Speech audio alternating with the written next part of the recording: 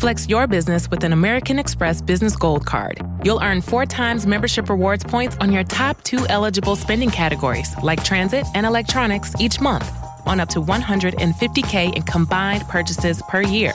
Plus, you can now earn 3 times membership rewards points on flights and prepaid hotels booked on AmexTravel.com. Terms and points cap apply. Learn more at AmericanExpress.com/business-gold. Amex Business Gold, built for business by American Express. Hey, Atlanta. Say hello to Small Business Help from Apple. That's right. We're here to make starting and running your business simpler. From helping you choose the right devices to setting them up hassle-free, we can help you build your business in no time. Speak to a business expert and get the help you need at no cost whatsoever. At Apple, we're open for your small business. Go to apple.com/smallbusiness or visit an Apple store to learn more.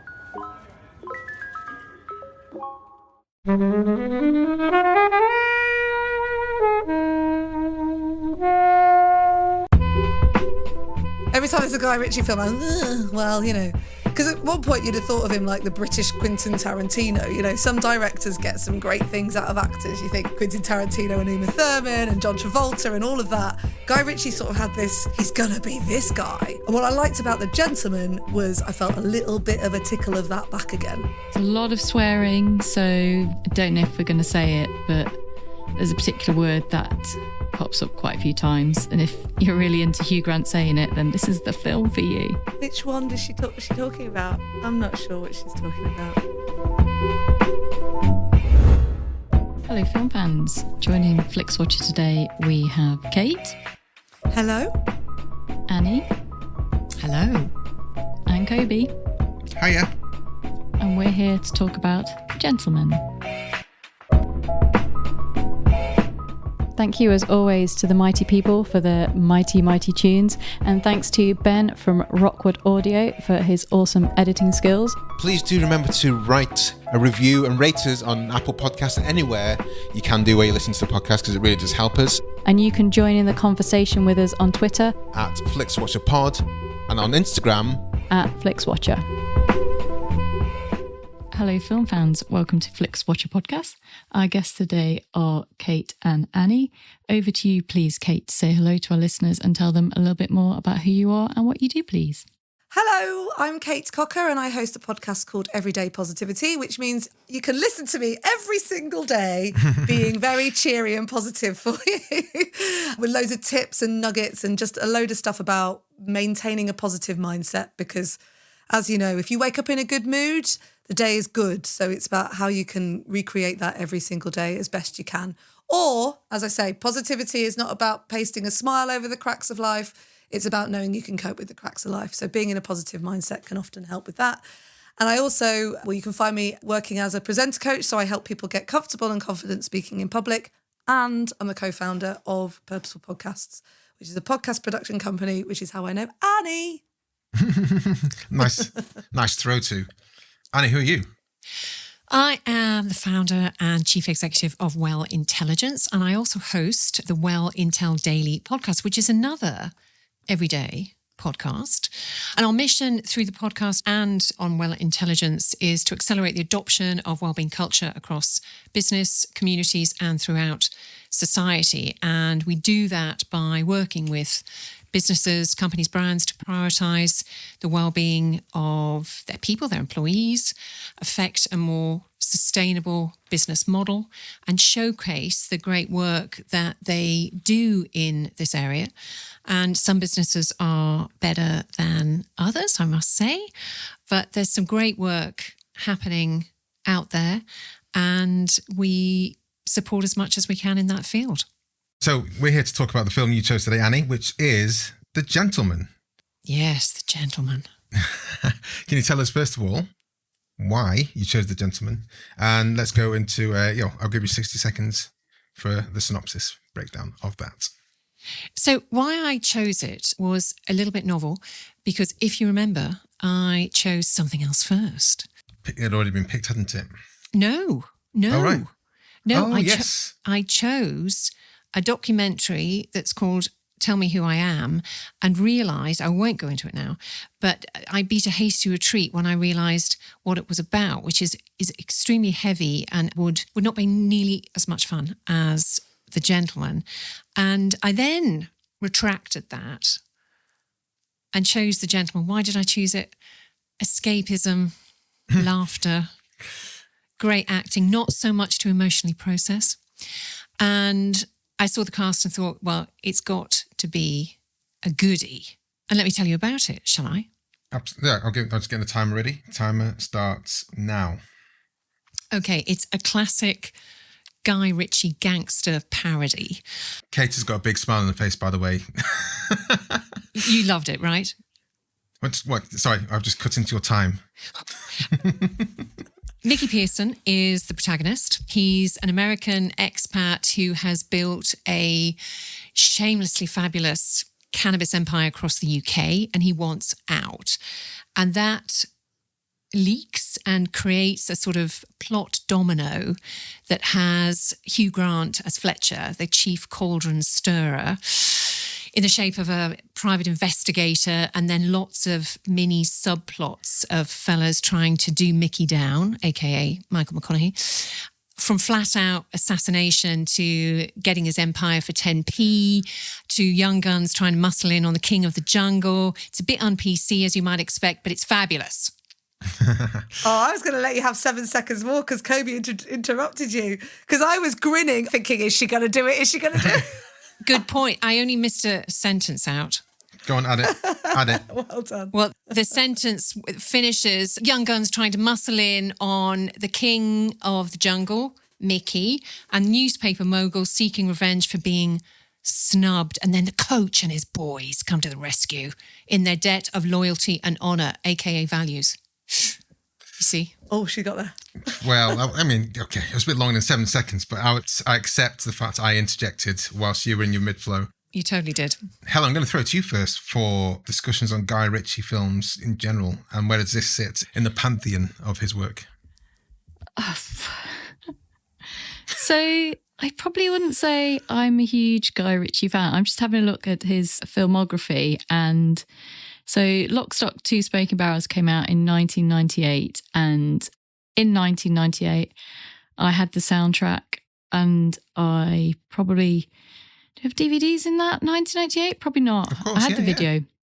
I had something and watched it, which quite a lot. It was one of those films that you just couldn't really get away from. It was just everywhere. And then I've definitely seen Snatch. And then I enjoyed the Sherlock Holmes ones. I thought they were good, but I have not seen any of his other ones. And I didn't go and see this at the cinema. I kind of looked at it and went, I'm not quite sure whether it's for me. Having watched it, I'm not 100% sure it was for me. I went in with quite low expectations, and it was actually much better than I was expecting. So I thought it was probably a little bit long, but there were some funny moments, a lot of swearing. So, I mean, I don't know if we're going to say it, but there's a particular word that pops up quite a few times. And if you're really into Hugh Grant saying not it, sure then what this you is mean. the film for you. Which one was she talking about? I'm not sure what she's talking about.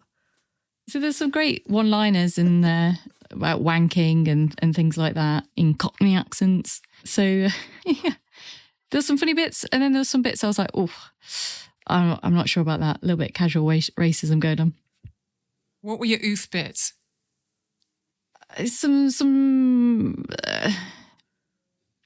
mean, saying Chinese James Bond is kind of fine because Henry Golding was kind of up there with possibly being, the next James Bond. But then I think he's still being considered, isn't he? I thought they decided who it was, or did I dream that? I can't remember. No, I thought they decided. So yeah, he could be the next James Bond, but there's some joking around kind of pronunciations that felt a little bit lazy around fuck and fook, and I kind of did it need it? Not really sure. But yeah, it's always interesting to see everyone's favourite Roy in different roles. The cast is stacked. Love Colin Farrell. Everyone's favourite Roy. Yeah. Is Kendall Roy your favourite Roy? Well, probably. No one jumps I in and literally went, shouted it's not Kendall mine. at the screen. I went, Kendall! When he came on. So who was your favourite character? Oh, we're talking about Succession now, so I just call him everyone's favourite role. I joined it up with Jeremy, but yeah, I was just wondering. I think so. He's my favourite Roy. Kendall's your favourite Roy? Oh, you're talking about in this? Oh, yeah, but clearly not everyone's. Who was your favourite character in the movie? In this, Colin Farrell, I think. Just I like him. And is the correct answer. He was the kind of one that he hasn't chosen violence in his life. He's chosen to live down a good path and just kind of ends up being roped into it. And I just like him. Oh, I don't dislike him. I thought he was great. Kate, where do you sit on Garrett's work? So, Lock, Stock and Two Smoking Barrels. If I'm right in thinking Fool's Gold was the song, wasn't it? The Stone Roses track. Am I right? Is that Lock, Stock and Two Smoking Barrels? It is a song. I don't remember it being in the film though, but yeah. I think it's over the end titles. I'm sure those two things are connected. I'm sure that was the reason that, well, anyway. So Lock, Stock and Two Smoking Barrels, loved. Snatch, pretty good. And then Guy Ritchie did that thing where he worked with his wife and it didn't work out. He did Swept Away with Madonna. And at that point, everything it was like, oh. Every time there's a Guy Ritchie film, I'm, well, because at one point you'd have thought of him like the British Quentin Tarantino. Some directors get some great things out of actors. You think Quentin Tarantino and Uma Thurman and John Travolta and all of that. Guy Ritchie sort of had this, he's going to be this guy. And what I liked about The Gentleman was I felt a little bit of a tickle of that back again. So it was really great seeing Matthew McConaughey. I mean, Hugh Grant is brilliant in it. I can't remember the name of the chap who what's the name of the actor who plays the Newcastle guy? Charlie Hunnam. Thank you. He was fantastic in it. And I don't know if I've ever seen him in anything before. I can't even work out if I have. And then Colin Farrell turns up in a Burger King or whatever it was and gives those teenagers a bit of a rundown on how to actually, if you're going to do it properly. And it was just absolutely brilliant. So I really enjoyed the romp of the whole thing. And the lioness in this one, the Matthew McConaughey, Rose, also awesome. Annie, what are your thoughts on Guy and this? Obviously, you chose the film, so hopefully... Had you seen this before, Annie, before you... No, I hadn't. Okay. I hadn't, but I've actually watched it 3 times. Oh, wow. Good student. Not least because I was raving about it to a friend who was recovering from an operation and she wanted to watch it. I couldn't say no, because she was poorly. And so we watched it again. And then I did a little reminder before tonight. And I just loved it every time. Really loved it every time. And I was trying to wonder to myself, why I'm drawn to gangster movies. Because nobody would, if somebody said, what would you think Annie's favourite genre of movies is? Nobody would say gangster with loads of swearing and particularly that word. It's not my sort of normal day to day. And I don't think I'd really joined the dots until this. But what I see in The Gentleman and others like it are these crystal clear, defined values. There may not be values that we agree with, and in terms of how they're played out, but that loyalty, honour, having each other's backs, leaving your mark. And for me, my own personal values are honour, peace, and legacy. Those are my 3, anchors, if you will. And I was thinking at the same time about the hypocrisies we live within in this world at the moment. There's plenty of them. And I was actually thinking of, the last scenes where Ray picks up Fletcher when he comes out of, the Miramax studios and does that line from the beginning of, I want to play a game with you. And it's payback time for the mess he created around the Russian. And, that sense of values, and we talked about it earlier as well, that I love. I love that sense of people having each other's backs, whether it's in sport, whether it's London East End, whether it's an athlete helping somebody along. It's a feel-good for me, honestly. And I love the escapism and the Geordie accent. I'm Geordie, by the way. Did you know that? No. That's why I'm loyal to Charlie Hunnam. When you say Geordie, where in Geordieland are you from? A little north of Newcastle, Northumberland. So like Hexham, so you're not like proper like hardcore Geordie in the centre. All Geordies do this. Yeah. I wasn't born in Newcastle. Okay. It was a bit further north, but I still consider myself a Geordie man. How Are you happy that Biker Grove's coming back? Oh, I didn't even know it was.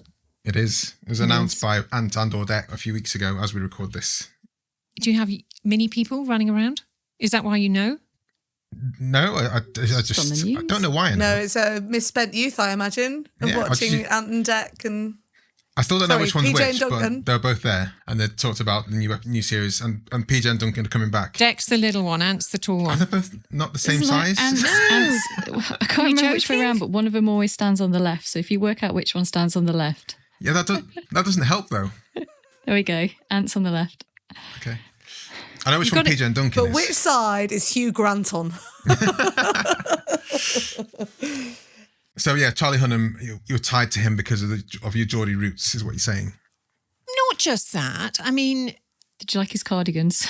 you know, there are a few lines there. He had my favourite line. He's got my favourite line. And I can't say it because it's too naughty, but it's the one at the beginning where he calls Fletcher, "you greedy, shit-eating..." And it was just so beautifully delivered. I mean, just hilarious, really. I think, like everyone else here has said, everyone watched Lock, Stock and loved it. Well, I loved it. I had the soundtrack, knew all the soundtrack inside and out. And I did check, Fool's Gold is on there. Apologies. Thank you. There's a bit where they're walking down the road, I'm sure, with the guns, and it starts. It's such a great intro, but it also killed the song because it's like you just used to hear it all the time. And then I love Snatch as well. And then Guy Ritchie did start to go a bit wayward, and then I just couldn't be bothered. So I haven't seen things like Man from U.N.C.L.E. I saw the Sherlock films and I was like, I mean, they're fine, but not essential viewing. And then I've seen Rock and Roll, which is fine. I saw Aladdin, which is an abomination for me. Aladdin's probably my favourite Disney film. So I was never, after the first two films, I was kind of like, well, he keeps making films, it'll be fine. And when someone recommended this to me saying it's a really good one, I was like, is it though? And yeah, I had a good time with it. I had a really good time with it. But still, he's got two films out this year, Operation Rouge de Guerre and another one which I can't remember. Covenant. And Covenant, yeah. And I'm still like, do I want to watch that? So it's still in a weird kind of phantom zone for me. But I enjoyed this. I thought it was a bit too complex, more complex than it needed to be. I did enjoy the interlacing stories to some extent, and I did enjoy Hugh Grant and Colin Farrell. And my favourite line is one you can say, which just kind of slays me each time. I don't know why this was a part of the film. It's just when Fletcher, Hugh Grant's character, is trying to extort from Charlie Hunnam in his house, and it just kind of stops and says, "Ray, can I have a steak?" And it's just like, what? I don't know why that makes me laugh. It's just kind of the needed childishness of this thing. And then Fletcher thinks he's on top of Charlie Hunnam's character all the time, thinks he's one step ahead of him all the time, and makes him read that script. Which they used to do in, what was that? No, but they used to do that. It was like, Whose Line Is It Anyway? That old Channel 4 comedy improv show. Yeah. They used to do it, and as they started doing it, I thought they're not going to do that. And then they did. But then it's brilliant because someone goes in front of the camera so they can't carry on. It's just all so funny. Did you notice that one of Sting's children was in it and Sting was in Lock, Stock? Did you notice that? Which one? What's Sting's child called? Elliot Sumner playing Laura. Oh, okay. Yeah. Was she the one that was freed? They gender neutral. Okay, but they're the one that was freed from the midst of the drug den. Yes, exactly. And then I'd forgotten Sting was in Lock, Stock. And then I thought, oh, that's quite a nice touch. Little Easter egg. I like that. And Michelle Dockery, of course. We can't not mention her as Roz. Yeah. Roz, not Rose. I called her Rose at the beginning. It's Roz. As, Mickey's wife. And I loved that. It was very token, very obviously, but intelligently as well, that the all-female mechanics garage and, sitting in this sort of the nest of boys and... Don't miss out on the last few weeks of football action with Prize Picks, the best place to win cash while watching the playoffs. The app is simple. Pick more or less on at least 2 players for a shot to win up to 1,000 times your cash. Download the Prize Picks Daily Fantasy Sports app today and use code FIELD and get $50 instantly when you play $5. That's code FIELD on Prize Picks to get $50 instantly when you play $5. You don't even need to win to receive the $50 bonus. It's guaranteed. Prize Picks, run your game. Must be present in certain states. Visit prizepicks.com for restrictions and details. Now I'm remembering too, and I forgot to write this down, but that line, that penultimate line, that I think was spoken at the end. He didn't say it, but basically credited her for really driving the whole thing, for being the brains but behind his empire. Do you remember that? I can't remember what the actual line was, but I thought, oh, I love that. And that's nicely lined up with you, Kate, and your film. So, yeah, we've talked about the Guy Ritchie films, but where does this one rank for you in the ones that you have seen? Because it seems that everyone's got the kind of similar kind of... We've seen some of them, and then we've not seen some of them, and we're not that fussed that we haven't seen the ones we haven't seen of the ones you have seen. I was quite surprised by how many there were. Helen said, I'm looking at the filmography now. So I went, little Google on the filmography. I went, yeah, it's quite surprising, isn't it? And also, as you said, 2 this year. And I have to say that Operation Fortune, when I've seen it on the side of buses, again, exactly like you, like gone, ugh, really? And I think I felt that way about The Gentleman, but actually I will get to scores, but I would say to people, this is worth a watch because it's got that lovely intricacy of the story just mixing together and it being that fun. So I would be tempted to put it close to Snatch. If you put Lock, Stock as number 1, I'd put this up there actually, like maybe 2.5. I don't know. I don't think it's a 3. That's not how rankings work. No, I know. If someone crosses the line in the Olympics, they don't get 2.5, do they? Maybe 2A and 2B can be Lock, Stock. No, 1 Lock, Stock, 2A Snatch, 2B Equal Place. I really love this. I mean, this is better than Lock, Stock for me. Okay. Ah! Is it just that little... I wonder, actually, you're right. I wonder if it's because... Well, you saying that has made me think it's just that little bit snappier than Lock, Stock. It's got a snappy script to it. It made me laugh more. Yeah.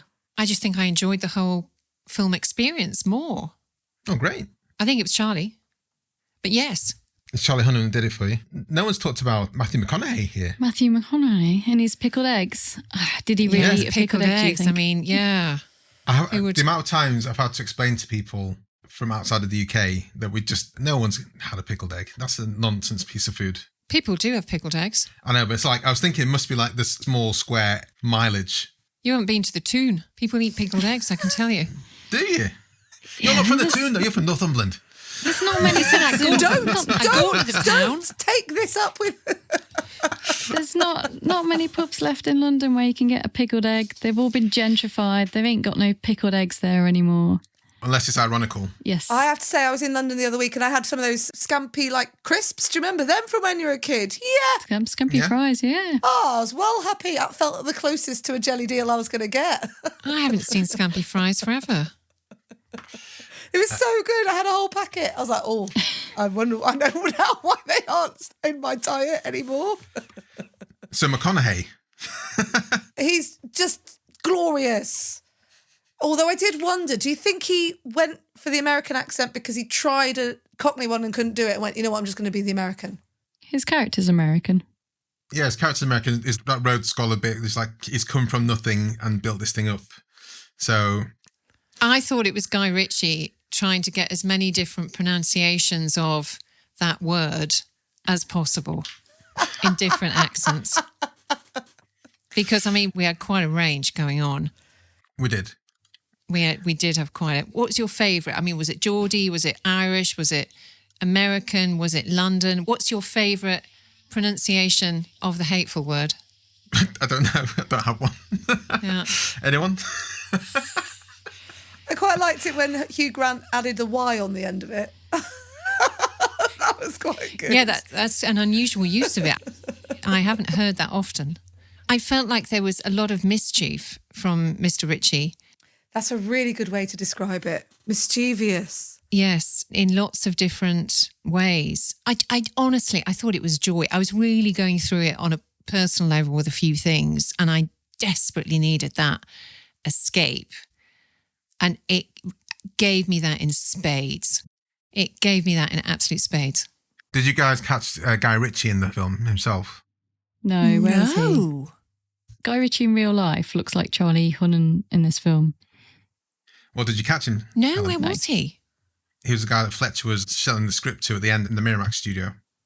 Never. I did not pick up on that. Do you know, though, the person that comes into my mind when I think of Charlie Hunnam, is the professor in Money Heist. In Money Heist, the Netflix show? With the owlish glasses. I've never watched it. You've never watched them? Money Heist. No, I've never seen it. Wow. You do like a bit of gangster, don't you? You. Oh, you've got to watch Money Heist. I will at some point. It's totally addictive. It's absolutely glorious. But there's just so much TV at the moment. What a time to be alive. Yeah, and what a time to be alive. I just want to pick up a couple of people in the cast that we haven't really talked about before we head to the scores. One of them is Eddie Marsan. When I first see Eddie Marsan in anything, because he's quite a slight diminutive person, you think he's going to be always like kind of sweet, but every single film I've seen him in, he's actually foul-mouthed, angry, extremely violent. And I don't know how he's got this kind of trait around him, apart from maybe Vera Drake. But he seems to have that energy, doesn't he? Well, he was in Lock, Stock, wasn't he? Was he in Lock, Stock? I need to watch it again. I'm pretty sure he was. Probably didn't know who he was at that point. I have seen him in something where he is lovely, and I'm doing that IMDb thing of going quick. Although we didn't see anything, of course, one's mind and imagination run to pretty horrible. What did he do with that pig? Indeed. That was very Black Mirror, that, wasn't it? / real life. Yeah. And the other person's going to pick up was Bugsy Malone, the UK grime hip-hop star. Was he one of the toddlers? He was one of the toddlers, yeah. He was a toddler that didn't know how to do any of the flips. Yes, brilliant. And Guy Ritchie he seems to have these characters who can't really act as well as the others. In the films, I'm looking at Vinnie Jones here, for example. Oh, yeah. Pulled into a thing. And he kind of makes it work, doesn't he? He kind of... Have I made it up? Was Vinnie Jones in Snatch as well as... Yeah, he's in both. Yeah. Snatch and Lock, Stock. Yeah. I think he's in Snatch. Pretty sure he's in Snatch. Oh, he was definitely in Snatch. Yeah. Okay, guys, let's head to the scores.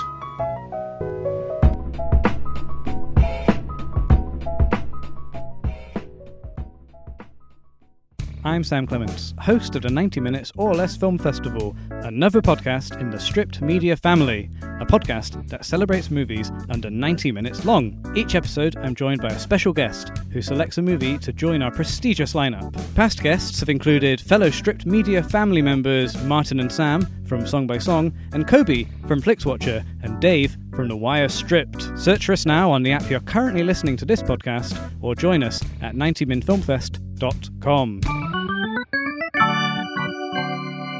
Welcome to the Flixwatcher scores. All of the scores are out of 5. You can have decimal places if you wish, and we'll start with you, please, Annie, with your recommendability. 5. I'm surprised you didn't turn it up to 11 then. I'm going to go a 4.5 on this one. I really enjoyed it. Again, I'll come on to it in a bit. I've got an extra bit. I'll do it in a minute. Helen. I'm going to go a bit lower. I feel that if Guy Ritchie films are your thing, then you will be a pig in shit and will love it. I don't want that image in my mind, thanks. Let's pig chat. That'd be good, thanks. And if you've got a thing for Hugh Grant saying a certain word and playing characters that go against his type, then this is the kind of film for you. This is his type now. His type that people talk about was 20 years ago. This is his type now. Yeah, and there's a joy in it. I love it. Sorry, Helen.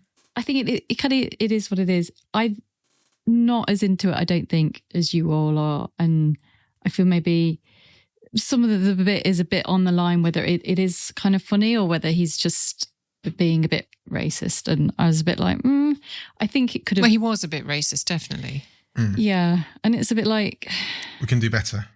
Yeah, I think he can, and I think that is kind of a little bit of a shame. But yeah, it's a Guy Ritchie film, and if you enjoy them, then it's going to be great. If you're not that big a fan, then you're probably not going to enjoy it as much. So I'm going to go 3.5. Annie, for the purpose of the listener, Annie's face just did a thing of disappointment. She's like, oh. Come on, Kobe, come on. I'm going to go for 4. I think just due to the surprise, because I had written Guy Ritchie off as like do I need to do this again? And we're still at the place. I'm still at the place because I haven't seen Ruse de Guerre. I think one of them, either the Covenant or Ruse de Guerre, is available to stream on Amazon Prime, and yet I have not done that. So I'm still in that headspace of like, is he an essential filmmaker for me? But I enjoyed this, so I would push it a bit more. I put a lot of caveats behind it. As Helen says, I think some of it was a bit lazy in terms of the language. And I think when you see stuff like, when you watch Succession, for example, and you just think the amount they can do a dialogue, they can swear voraciously, but also make it intelligent and funny. And it just wasn't that in this in places. It was funny. Come on, Kobe. I mean, I think there's better ways to insult people, the way they're doing like in Succession, or even Blackadder, where they don't swear properly. I think there's better ways, more ingenious ways of doing things. I need to watch Succession. You've just put Blackadder and Succession in the same sentence. I've not watched Succession. That's impressive. Absolutely, because Blackadder's, I like the way they insulted people without like explicit just saying like you. Yes. You're a cunt. And that's what Succession does. Oh my God, she said it. She said it. And that's what Succession does as well. Succession uses the C word, uses the F word, uses all the words, but also they do it. The insults are generally funny and inventive. As a parent of a teenager, I've learned that the word absolute really does help an insult. So anything can come after that word. Yeah. You absolute knobhead. umbrella. Yeah. You know, it's like, that's how you deliver an insult without swearing. Repeat viewing score. Annie. 5. Okay, I can sense where this is going to go. No, honestly, I mean, I've watched it 3 times already. That was for homework. Yeah. I think when you watch it again and you go, oh, you could watch it again. Go on, Kate, off you go. Well, we are in an amazing time to be alive. There is a lot of television and series and movies. Mm-hmm. And I don't know if I believe in watching things twice anymore. So I'm going to go 3. That's 3 as a default. Default, yeah. Yeah. Like I did last time. Helen. Yeah, it's interesting. You know, when you're saying like, where does this rank with Lock, Stock? I'm still like thinking it over. It's like, I think they probably rank the same because like saying I saw like Lock, Stock all those years ago, I haven't watched it for a while. I probably last watched it in the 90s and maybe a little bit then. So I think they kind of probably rank the same because I'm probably not going to rewatch Lock, Stock unless it comes on Netflix and someone picks it. So yeah, I think his films are kind of like easy to watch again, and whereas I don't know when I think I'll give it a 3 because if someone was like, oh, should we watch The Gentleman, I'd probably be like, all right then, I will. But yeah, so a 3. I'll go with Kate on 3s. It's a tough crowd, listeners. It's a tough crowd. The only reason I'm watching things again is when I'm introducing my kids to them. And I was thinking like the number of things we've watched again because that we as parents have gone, oh, it's so amazing. And then you watch it again and go, oh, no. I think Lock, Stock might fit into that. I imagine thinking, kids, you got to watch Lock, Stock and Two Smoking Barrels, watching it and going, oh, that was of a time. That was where that should live. It definitely was of a time. And then I think the style is kind this is The Gentleman, not Lock, Stock. All right, Annie, we'll come back. I don't think we can be overly harsh here. I mean, listeners, fight really. Your good fight for The Gentleman. Truly. What's your score, Kobe? Thank you. I'm going to go for a 3 as well. This is the second time I've seen it. I'm not sure how often I'm going to see it again. And like Helen said, do I want to watch Lock, Stock again now, straight away, even though I watched it like almost weekly when it first came out? I don't know. Listeners, I'm going to go for the appeal process. If not immediately, definitely later. There is no appeal process. We haven't got to the end yet. I think it was easy to put Guy Ritchie along with Quentin Tarantino. He's like Snatch and Lock, Stock are his Pulp Fiction and Reservoir Dogs, and people are like, yeah, we got the same on this side of the pond. And similarly, some of Quentin's films are like, yeah, but some of his films are still like, hey, holy shit, let's watch that. I just don't think it's progressed. Not in the same way, not the same state. This film particularly, I will watch it again, but I can't think when. Small screen score. Annie. I don't think it's a small screen. I think it's a big screen. So reluctantly. But you've only seen it on the small screen, I guess, so far. Well, yes, I have. So you'd like to definitely watch it in the big screen, yeah. I would. So reluctantly, I'd have to give small screen. What's the biggest low score I can give it? 0. No. No, I'm not sure what that question means. 3.5. There you go. 3 is a sitting on the fence number, isn't it? Oh, okay. I see what you're saying. Kate.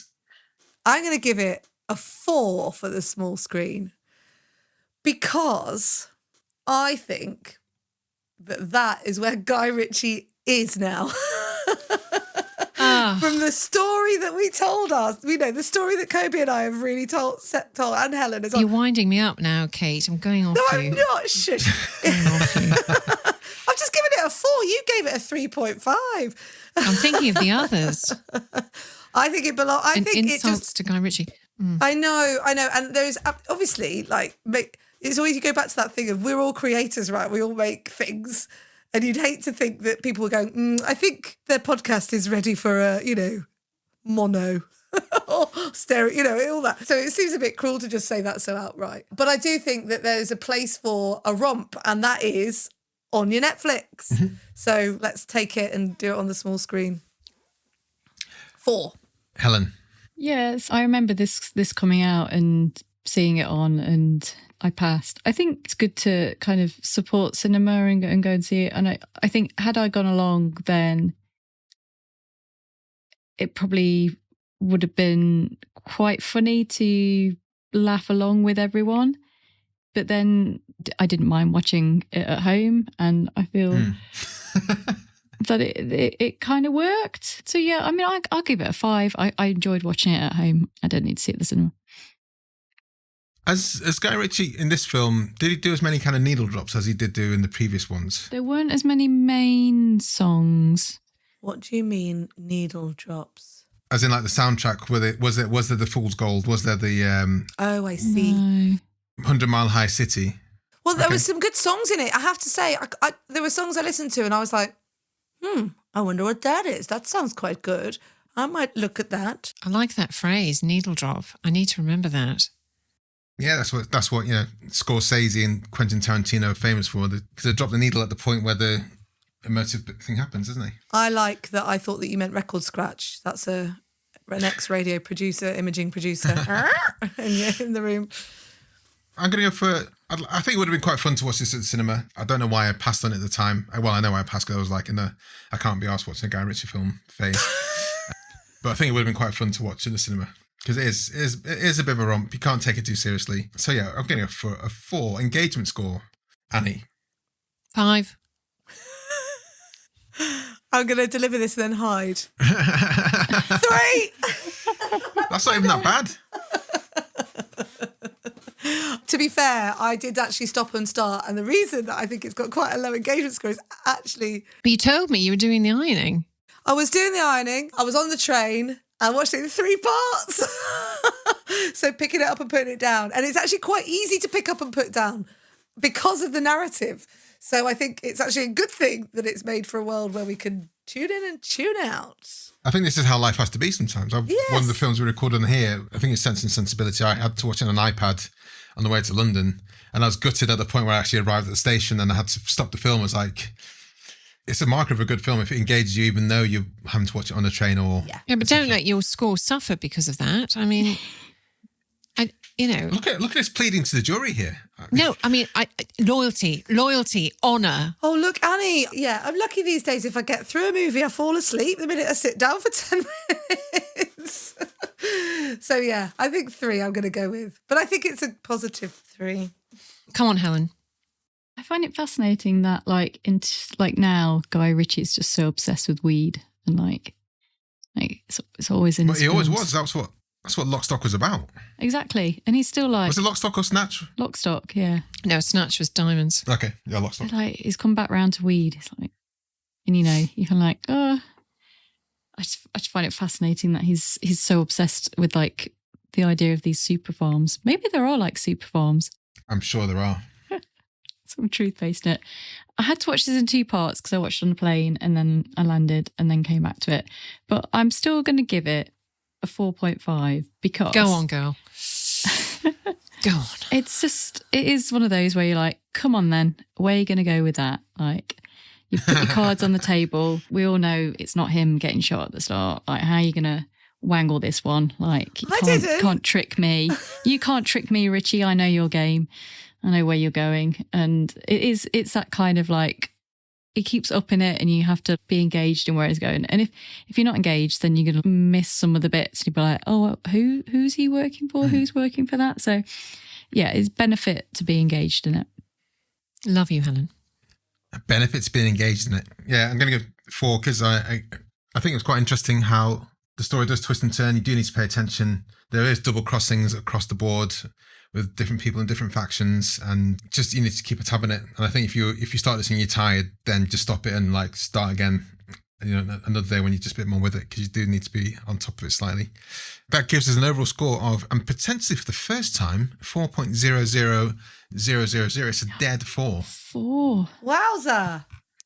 After all That's like that, when you hit a snooker cube perfectly. Snooker ball with the cube perfectly. You deserve that, Mr. Ritchie. You deserve it. Charlie Hannon, you deserve it. You all deserve that. From Flixwatcher, the podcast to listen to on film reviews. 4 is a good score. Anything 4 and above is score. Strong. Oh, I'm so pleased. let's head to Twitter, guys, now called X. For or whatever it's now. called. For now. If you're listening and you don't follow us, we are at Flixwatcher Pod. Do follow us there because we talk about films and stuff, for now at least. But also we do put a shout out for the films we're recording on this podcast. So look out for a tweet saying something similar to, we're reviewing The Gentleman with Anni Hood and Kate Cocker. Have you seen it? Tells your thoughts and a score out of 5 stars for an on-air shout out on Flixwatcher. So we had one response. Have you got it up, Annie? I know what it is. Do you want to read it on Annie's behalf? I don't think I need to read it. I think it said something like, Hugh Grant is amazing, but Colin Farrell trumps it.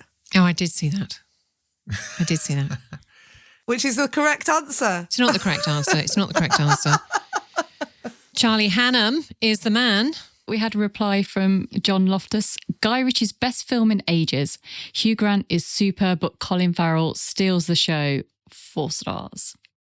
Colin Farrell does steal the show though, doesn't he? Annie and Kate, thank you so much for joining us. Thank you, Annie, for choosing The Gentleman. You are welcome. Can you sign off by telling everyone where we can find your podcasts online, and we'll say goodbye to the listeners.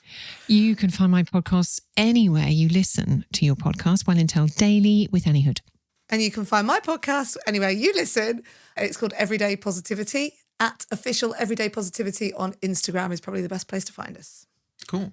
Thank you very much, guys. It's been a pleasure to talk about, well, avoid saying that word in conversation. Thanks so much for coming on. Thank Bye. you. Thanks, guys. Thank you for having us. Enjoyed this episode of Flixwatcher Podcast? Why not leave us a 5-star review on iTunes? You can also follow us at FlixWatcherPod on Twitter, and we're at FlixWatcher on Instagram. Thanks as always to the mighty people for their mighty, mighty tunes and Rockwood Audio's editing skills. If you're looking to get your podcast edited as sweet as this, get in touch with Rockwood, ROKK Wood Audio. Tell them Flixwatcher sent you.